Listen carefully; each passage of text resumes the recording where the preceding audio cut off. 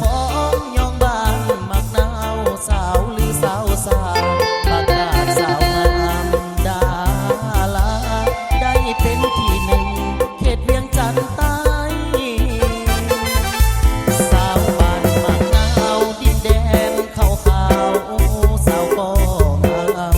สมจริงเหมือนสื่อลือนำสาวงามเมืองเวียงจันทน์ใต้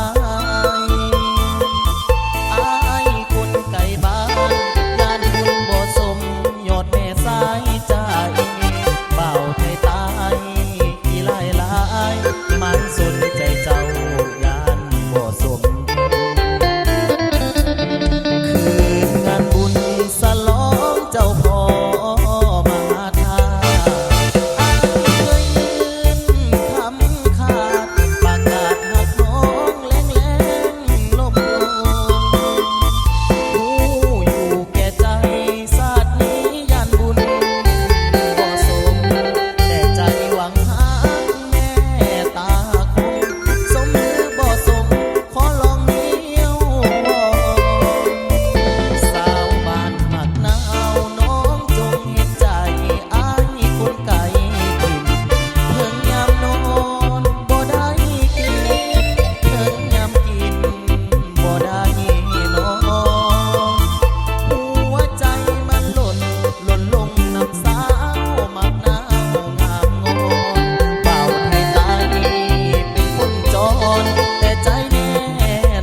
ล้นที่มากนา